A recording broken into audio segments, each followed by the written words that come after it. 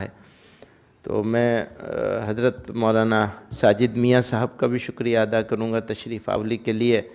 مولانا حضرت صدر محترم سے درخواست ہے کچھ آپ فرمائیں گے، کچھ فرمانا چاہیں گے تو فرما دیں اور دعا کروا دیں، تو دعا کروا دیجیے۔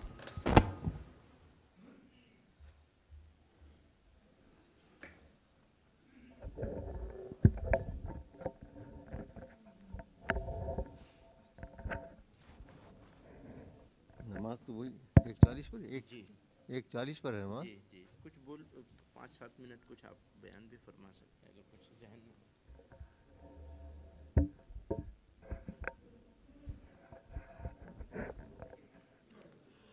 الحمد للہ رب العالمین والصلاة والسلام علی سید المرسلین محمد وآلہ وصحبہ اجمعین۔ حضرات علماء کرام، دانشوران ملت، اللہ کے فضل و کرم سے ہمیں اور آپ کو یہ توفیق ملی ہے کہ ہم جمعیت علماء ہند کے مؤسسین اور اس کے اکابرین رحمہ اللہ تعالیٰ کے حالات، اور خاص طور پر وہ حالات جو ملک کی آزادی کے بعد یہاں پیش آئے، اور ان حضرات نے ان حالات کو کس طریقے پر انگیز کیا، کیا رہنمائی کی، کیا عمل کیا۔ اس وقت کے جو حالات تھے اس کے اعتبار سے ان حضرات نے جو طریقہ اپنایا اور امت کو، پوری قوم کو اس کی طرف آنے کی دعوت دی، یہ سب ہم نے پڑھا ہے، سنا ہے اور سنتے رہیں گے۔ اس کو 70 سال ہو چکے ہیں۔ اب موجودہ حالات کے اندر بھی ہمیں اس کو دیکھنا ہوگا، اور یہ دیکھنا ہوگا کہ ہر رہنے والا یہاں، ہر مسلمان جمعیت علماء کے نظریے سے متفق نہیں ہے۔ یہ سوچ کر چلنا ہوگا۔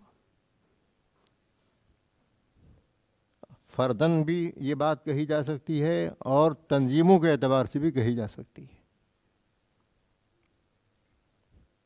آپ کی سوچ میں، جمعیت علماء کی سوچ میں، دوسروں کی سوچ میں کیا فرق ہے؟ اگر تقابلی انداز میں آپ نہیں دیکھیں گے تو جمعیت علماء کے کام کو بصیرت کے ساتھ آپ آگے نہیں بڑھا سکیں۔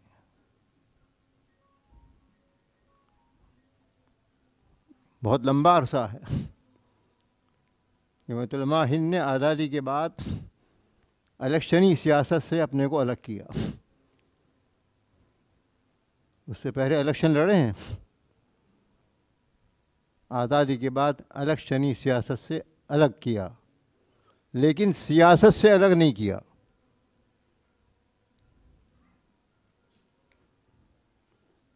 بحیثیت جماعت کے اس کا کوئی جھنڈا ہو،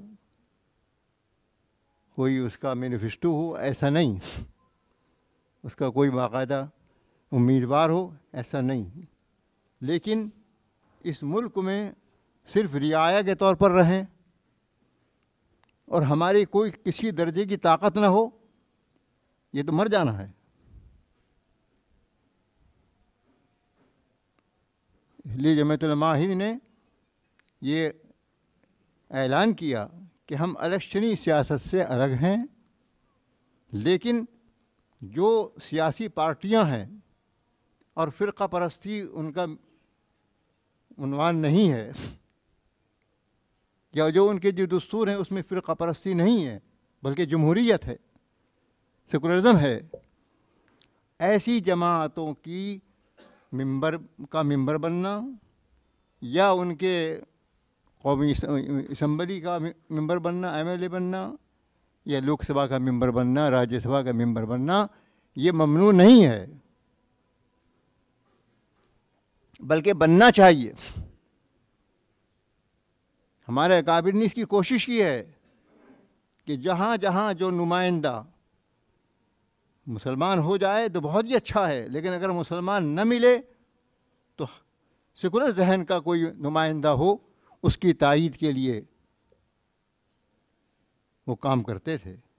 یہ اور بات ہے کہ جماعتی اعتبار سے اعلان نہیں کرتے تھے کہ فلاں جماعت کو ووٹ دو، لیکن کسی بھی ایسی غیر فرقہ پرست پارٹی کا اگر کوئی نمائندہ کسی علاقے میں کھڑا ہے جو مسلمانوں کے ساتھ ہمدردی رکھے گا، یا یوں کہیے کہ جمہوریت کا اس کا نظریہ ہے، تو ایسے کی اندر اندر سے تعاون کرنے کی مثالیں موجود ہیں۔ تو صرف مسلمانوں ہی کے لیے نہیں، اوروں کے لیے بھی اس کا فائدہ مسلمانوں کو پہنچتا ہے، پورے ملک کو پہنچتا ہے۔ یہ مطلب صرف ملت کو نہیں سوچتی ہے، ملک کو بھی سوچتی ہے۔ اسی لیے ملک و ملت بچاؤ تحریک جب حالات آئے ہیں وہ اسی طرح کے آئے ہیں۔ اس لیے ایک تو ہمیں یہ سوچ کر چلنا ہے کہ پورا ہندوستان ہمارا معتقد نہیں ہے۔ نوجوانوں کے اندر، نئی نسل کے اندر ایسی تنظیمیں گھسی ہوئی ہیں جو آپ کے نظریے سے بھٹکا رہی ہیں ان کو۔ مقالہ پڑھ لینا یا اپنے لوگوں کی تعریف کر دینے سے کام نہیں چلنے والا ہے، آپ کو ان میں گھس کر اپنی بات کہنی ہوگی۔ یہ مجھے خوشی ہے اس بات کی کہ اس وقت میں مقالہ نگار بوڑھے نہیں ہیں زیادہ، ماشاءاللہ نوجوان بھی ہیں اور ادھیڑ عمر بھی ہیں۔ تو ان خاص نوجوان جن کو مطالعہ کرنے کی وجہ سے اکابر کی پہلی مرتبہ، ہمارے شاہی کے مولانا اجمل صاحب بھی کہہ رہے ہیں کہ مجھے پہلی مرتبہ معلومات ہوئی، اللہ اکبر، کہ بہت سی چیزوں کو پڑھنے کا موقع ملا۔ ایسے بہت سے ہیں۔ حضرت مولانا محمد میاں صاحب رحمۃ اللہ علیہ کو تو ہم پڑھتے ہی رہتے تھے، کچھ جانتے بھی تھے۔ حضرت مولانا سجاد صاحب رحمۃ اللہ علیہ کو تو بہت سے لوگ بہت کم ہی جانتے تھے۔ ان کی بہرحال وہ آزادی سے پہلے کی چیز ہے۔ اس وقت جو نقش قدم ہم کو ملے گا وہ ان حضرات سے ملے گا جو آزادی کے بعد کام کرنے والے ہیں۔ حضرت مفتی کفایت اللہ صاحب رحمۃ اللہ علیہ، محمد الرحمٰن صاحب رحمۃ اللہ علیہ، محمد میاں صاحب رحمۃ اللہ علیہ، محمد صاحب رحمۃ اللہ علیہ، یہ ان آزادی کے بعد جن حالات کے ہم چل رہے ہیں، اور اس وقت سے زیادہ خراب حالات اس وقت ہو رہے ہیں۔ اس وقت میں جس پارٹی کے ساتھ، کانگریس پارٹی کے ساتھ ہمارے لوگوں نے مل کر شانہ بشانہ جنگ آزادی لڑی تھی، وہ موجود تھے۔ کچھ بات ہوتی تو آنکھ میں آنکھ ملا کر ان سے بات کرتے تھے اور کام کروایا کرتے تھے ان سے۔ لیکن اب آہستہ آہستہ اس نے بھی اپنی لائن بدلی تھی، وہ بھی بگڑی۔ لیکن ہمارے فدا ملت نور اللہ مرقدہ رہے کانگریسی ہی، راجیہ سبھا کے ممبر بھی ہوئے، مگر کانگریس کی غلطیوں پر برملا اس کا اظہار کیا، پارلیمنٹ کے ایوان کے اندر کیا۔ تو میں یہ عرض کر رہا تھا کہ ہمیں ٹھیک ہے عدم تشدد کے راستے پر چلنا ہے، جمہوریت کے راستے پر چلنا ہے۔ عدم تشدد کا مطلب یہ نہیں ہے کہ اگر کوئی ہمیں مار رہا تو ہم ادھر کو ہو جائیں گے، یہ عدم تشدد نہیں ہے۔ ہم خود اقدام نہیں کریں گے تشدد کا، لیکن اگر کوئی ہمارے ساتھ اس طرح کا معاملہ کرتا ہے ہم گھر میں گھس جائیں گے۔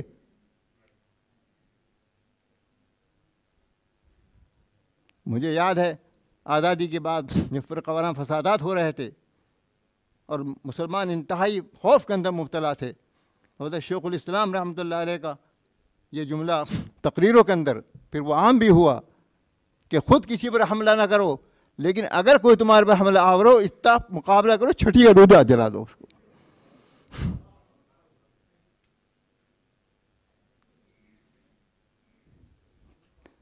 تو عدم تشدد ایک تو وہ تھا جو انگریز کے زمانے میں تھا کہ ہم انگریز کی فوج کا مقابلہ نہیں کریں گے، ٹھیک ہے، مقابلہ کرنے کی ہمت نہیں رہی تھی، راستہ بدل دیا تھا۔ لیکن آج عدم تشدد کا وہ مفہوم لیا جائے وہ غلط ہے۔ وہ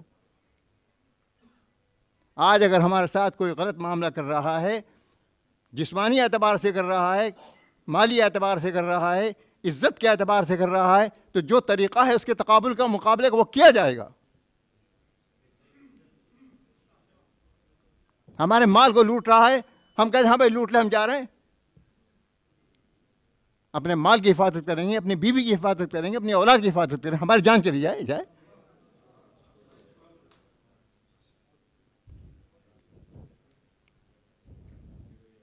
ہم جو بار بار یہ بات کہتے ہیں کہ غیر مسلم برادران وطن کا رواداری برتو، رواداری برتو، رواداری برتو، اس کا مطلب یہ نہیں ہے کہ ہم مزدل ہو کر گھر میں بیٹھ جائیں گے. لیکن ایک طبقہ ہے جو ہماری اس فکر کو غلط طریقے پر پیش کرتا ہے، میں اسی کو دور کرنا چاہتا ہوں. حالات اس طرح کے بن رہے ہیں، مسلمانوں کو مشتعل کرنے کی کوشش کی جاتی ہے، انفرادی واقعات سے بھی کی جاتی ہے، اجتماعی شکل کے اندر بھی کی جاتی ہے. ہم ان کو صبر کی، تحمل کی تلقین کر رہے ہیں. بالکل صحیح ہے، نفرت کا جواب نفرت سے نہیں دیا جائے گا. لیکن اگر کوئی ہمارے ساتھ براہ راست ہمارے ساتھ ٹکرا گیا ہے، ہم اپنے ہاتھ روک لیں گے، یہ مطلب نہیں ہے اس کا. رواداری برتیں گے، مظاہرے کی شکل کے اندر بھی ہم جواب دیں گے، میمورنڈم کی شکل میں جواب دیں گے. جو جمہوری طریقے ہیں کسی چیز کو دفاع کرنے کے، مقابلہ کرنے کے، ان کو اختیار کیا جائے گا. اس لیے جمعیت علماء اگرچہ الیکشنی سیاست نہیں لڑتی ہے، نہیں کرتی ہے، لیکن جمعیت علماء کے ممبران سیاست کرنے کے لیے آزاد ہیں.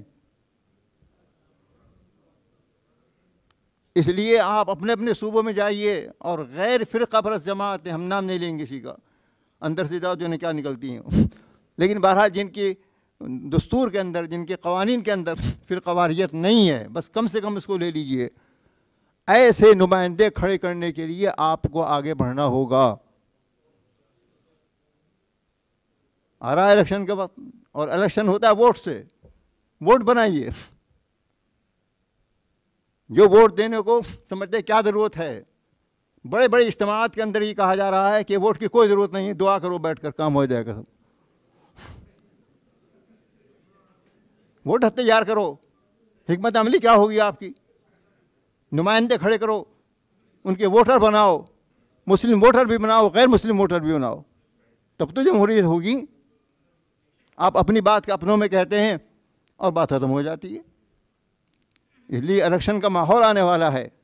جمعیت علماء تحریک دے چکی ہے، تجویز دے چکی ہے، عمل بھی ہو رہا ہے، لیکن پورا نہیں ہوا جیسا ہونا چاہیے تھا کہ جو ووٹر بننے کے قابل ہیں ان کو ووٹر بناؤ، اور جو بنے ہوئے ہیں اور لسٹوں سے نام غائب ہیں ان کو نام لکھواؤ. جگہ جگہ ایسا ہو رہا ہے. تو اس فکر کو آپ کو آگے بڑھانا ہے، اور اسی حال کے اندر ہمیں یہاں رہنا ہے، اسی حال کے اندر ہمیں یہاں زندگی گزارنی ہے. ہمیں کسی اور ملک میں نہیں جانا ہے. تو اس لیے جیسے ہمیں اور کام کرنے ہیں، تعلیم کے، تصنیف کے، امارت شرعیہ کے، وغیرہ وغیرہ سارے کام کرنے ہیں، اس وقت میں ہمیں سیاسی قوت جس درجے میں بھی جس طرح حاصل ہو سکتی ہے، اس کی ایک شکل تو وہ ہے کہ بھئی ہم الگ پارٹی بنا کر بیٹھ جائیں مسلمانوں کی. وہ تو یہاں ناقابل عمل ہے. لیکن مسلمان اگر کوئی آدمی غیر مسلموں کو شامل کر کے کوئی پارٹی بناتا ہے، اس کو مسلم پارٹی کہا جائے گا یا جمہوری پارٹی کہا جائے گا، سیکولر پارٹی کہا جائے گا؟ مسلمان کے لیے کوئی پارٹی بنانا ناجائز تو نہیں ہے. صرف مسلمان ہی اس کے ممبر ہوں، مسلمان ہی اس کے ممبر، یعنی اسمبلی کے ممبر ہوں یا لوک سبھا کے ممبر ہوں، تب تو آپ اس کو ایک فرقہ واری پارٹی کہیں گے.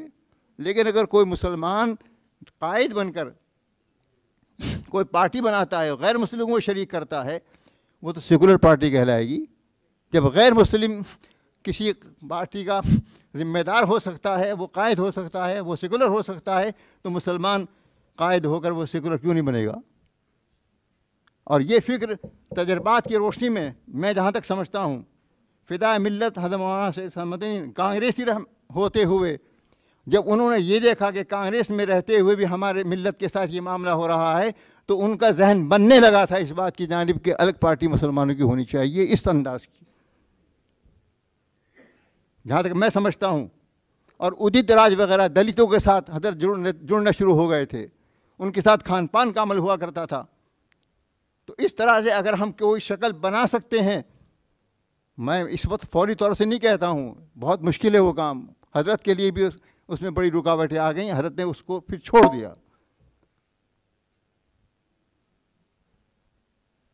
تو میرے عرض کرنے کا منشا یہ ہے کہ ہم یہاں رہتے ہوئے جو صورتحال ہم نے اپنا لی ہے یہاں، یہ رسالہ ہے حضرت مولانا محمد میاں صاحب رحمۃ اللہ علیہ کا، کتابچہ چھپا ہوا ہے لیکن شاید یہاں تھانے میں مجھے فوٹو کاپی کرا کر دی ہے۔ اس میں حضرت نے آزادی کے فوراً بعد جو صورتحال پیدا ہوئی تھی، بہت سے لوگوں نے یہ کہنا شروع کر دیا تھا کہ یہاں سے ہجرت فرض ہو گئی، جاؤ یہاں سے۔ حضرت نے اس کو دور کیا ہے۔ اور دوسری بات یہ کہ ہماری اور ہمارے وطن کی حیثیت اور ترک وطن کا شرعی حکم، یہ اس کا عنوان ہے۔ مولانا کی تصنیفات کے اندر بہت سی کا تذکرہ آیا ہے، اس کا بھی شاید کہیں ضمناً آ گیا ہے، لیکن اس پر باقاعدہ مقالہ ہونا چاہیے تھا۔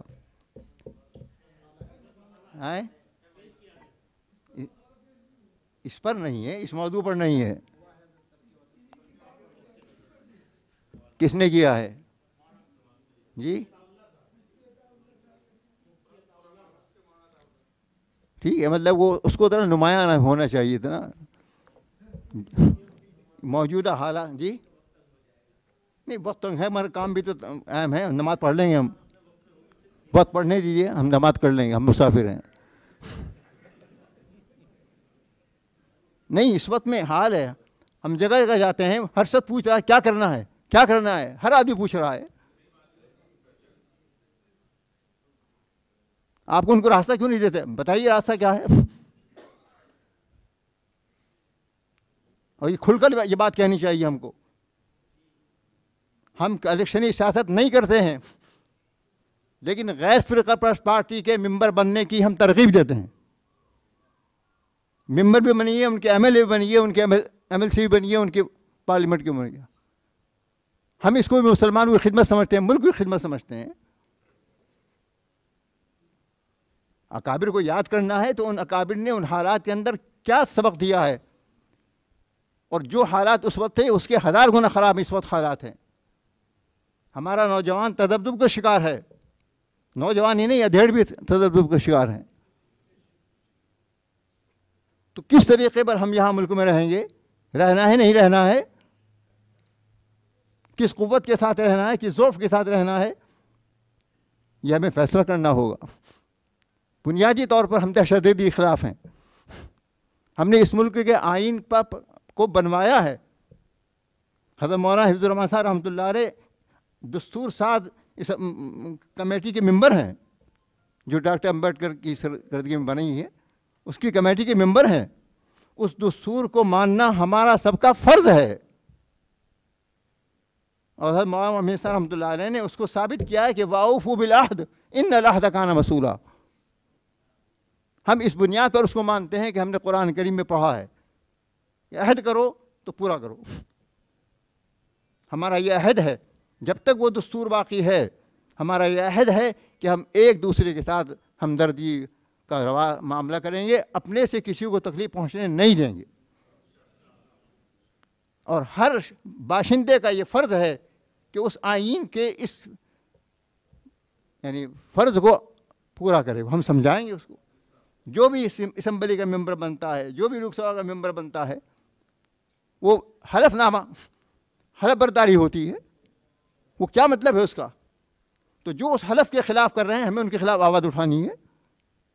اس آواز اٹھانے کا جو طریقہ ہوتا ہے، جو بری طریقہ ہوتا ہے، ہم اس کو اقرار کرتے رہیں، اور یہ کرنا ہم دین سمجھ کر کرتے ہیں، خالی دنیا داری نہیں۔ حضرت فضائے ملت رحمۃ اللہ علیہ کا خاص فکر یہ بھی تھا کہ جمعیت علماء کا جو بھی کام ہو رہا ہے اس کو دین سمجھ کر کیا جائے۔ ٹھیک ہے، دین میں ہمارا دنیا کا فائدہ ہوتا ہے، دین کے کام کرنے سے دنیا کا فائدہ نہ ہو ایسا ضروری نہیں ہے۔ آپ میراث کی تقسیم کریں قاعدے سے تو دنیا کا بھی فائدہ ہوگا۔ نماز روزہ دین نہیں ہے، میراث کی تقسیم بھی دین ہے۔ دین پر عمل کرو، صحیح میراث تقسیم کرو، پورے گھر کو فائدہ ہوگا۔ ایک لے کے بیٹھ گیا۔ ایسے اور معاملات ہیں، تو دین سمجھ کر کیا جائے۔ حضرت مولانا ابو الوفا شاہ جہاں پوری رحمۃ اللہ علیہ، جن کا ذکر خیر ان مجلسوں میں نہیں آ رہا، معلوم نہیں کیوں نہیں آ رہا، آئے گا شاید یو پی والے میں آئے گا. مولانا اسامہ صاحب ہیں, آپ نے لسٹ بنا رکھی ہوگی نا جی. یو پی کے جمعیت علماء کے جو بنیادی اور اہم اراکین رہے ہیں اور جو کام کرنے والے, ان میں حضرت مولانا ابوالفضل شاہ جعفری رحمۃ اللہ علیہ کا اسم گرامی بھی ہے. وہ سیرت کے مقرر تھے, اصل میں بہترین مقرر تھے, ہاتھ پھینک مقرر نہیں تھے, وہ تھے بالکل شبنم والے. بہت سے ان کے دیکھنے والے موجود ہوں گے, بالکل جیسے بارش شبنم برس رہی ہو ایسے آہستہ آہستہ بولتے تھے, پھوکے پھوکے, لیکن بڑا مؤثر ان کا بیان ہوا کرتا تھا, گھنٹوں ہوا کرتا تھا. میں نے کئی جگہ سنا. تو ایک مرتبہ ہم لوگ پڑھتے تھے دارالعلوم دیوبند میں, 1965 سے پہلے کی بات ہے, مظفر نگر میں وہ جو کالج ہے اسلامیہ کالج, اس میں جو علماء کا اجلاس ہو رہا تھا, غالباً ضلعی اجلاس تھا. تو کانفرنس جو بڑا اجلاس ہوا, عام اجلاس, اس میں حضرت مولانا کا بیان ہوا, ہم بھی گئے سننے کے لیے. تو حضرت مولانا کی پوری تقریر اسی عنوان پر تھی کہ جمعیت علماء کی جتنی خدمات ہو رہی ہیں حدیث سے ثابت, ایک ایک کے لیے حدیث پیش کرتے چلے جا رہے تھے.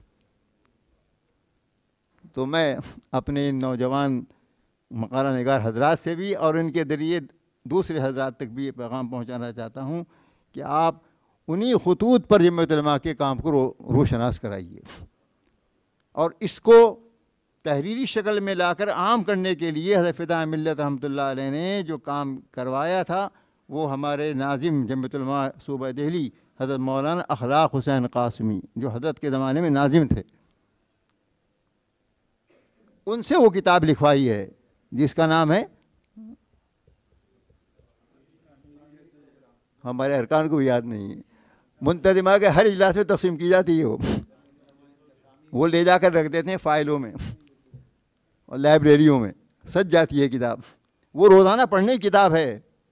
100 صفحے جو مولانا سلمان بجنوری صاحب فرما رہے تھے, اسی کے پڑھ لیا کریں 10 صفحے روزانہ, انشاءاللہ کافی ہو جائے.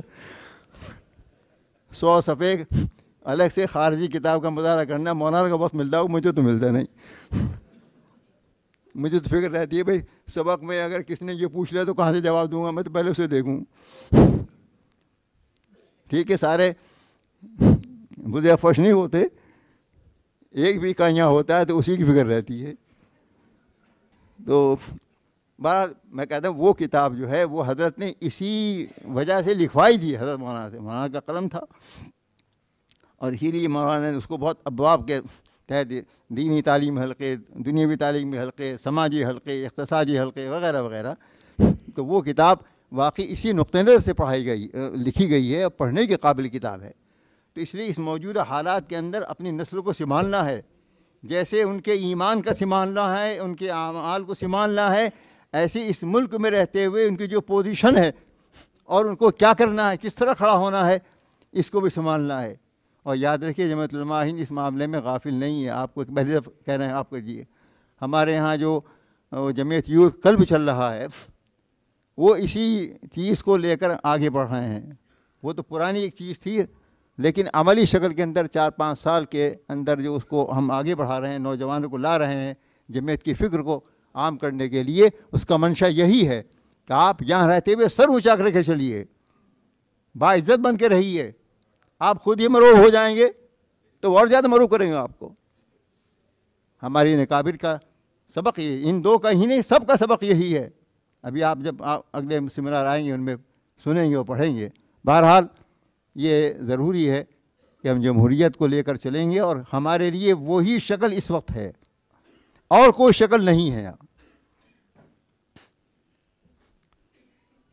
ٹھیک ہے, حکومت اسلامیہ آ جائے, لیکن پتہ نہیں کب آئے گی. یہ بھی مصیبت وہ بھی مصیبت. احون البلیتین کو لے کے چلو. جس حالت میں ہم چل رہے ہیں وہ احون البلیتین چل رہی ہے. اس کتاب میں موجود ہے, جو کتاب میں حوالہ دے رہا ہوں میں. لیکن جو احون البلیتین ہے اسی کو ٹھیک سے لے کے چلو. اس کے اندر بھی دراڑ ڈالی جا رہی ہے, طرح طرح کی باتیں آ رہی ہیں, نوجوانوں کو ورغلایا جا رہا ہے. اس لیے بہت سخت ضرورت ہے اس بات کی کہ یہ باتیں صرف کتابوں کے اندر نہ رہیں, مقالوں کے اندر نہ رہیں, بلکہ اپنی میٹنگوں کے اندر, ہفتہ واری میٹنگ ہو, ماہانہ میٹنگ ہو, ان میں. اور خاص طور پر جو آگے آنے والے حالات آ رہے ہیں وہ تو اس کا تقاضا کر رہے ہیں کہ اس سلسلے کے اندر ہمیں بڑھنا چاہیے، اور جو باتیں عملی شکل کی ہیں ان کو عملی شکل میں اختیار کرنا چاہیے۔ ہم یہ کہتے ہیں کہ پڑوسیوں کے ساتھ اچھا برتاؤ کرو، مسلم ہو غیر مسلم ہو، لیکن ہم مسلمانوں کے ساتھ برتاؤ نہیں کرتے، کبھی جا کر نہیں پوچھتے غریبوں سے، پڑوسیوں سے بھائی تمہارا کیا حال ہے، غیر مسلم سے کیا پوچھتے ہیں، ان سے تنا تنی ہے۔ ایک ایسا نظام بنا کر مہینے بھر کے اندر کم سے کم ہم یہ طے کریں فلاں بستی کے اندر 10 مسلمان جائیں گے، وہاں کے 10 نمائندوں سے ملیں گے، بات چیت کریں گے۔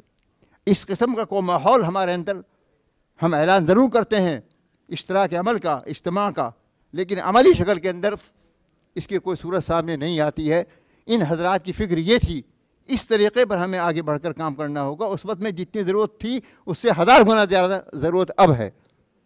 اسی طریقے سے ہم عدم تشدد کے ساتھ اور بغیر کسی اشتعال انگیزی کے ہم اپنے کام کو آگے بڑھا سکتے ہیں، جو مطلمہ اسی فکر کو لے کر آگے بڑھنا چاہتی ہے۔ اللہ تعالیٰ مجھے بھی اور آپ کو بھی ان حضرات کے نقش قدم پر چلنے کی توفیق عطا فرمائے۔ وآخر دعوانا الحمد للہ رب العالمین۔ اللہم صل علی سیدنا و مولانا محمد وآلہ وصحبہ وبارک وسلم۔ اللہم وفقنا لما تحب وترضى۔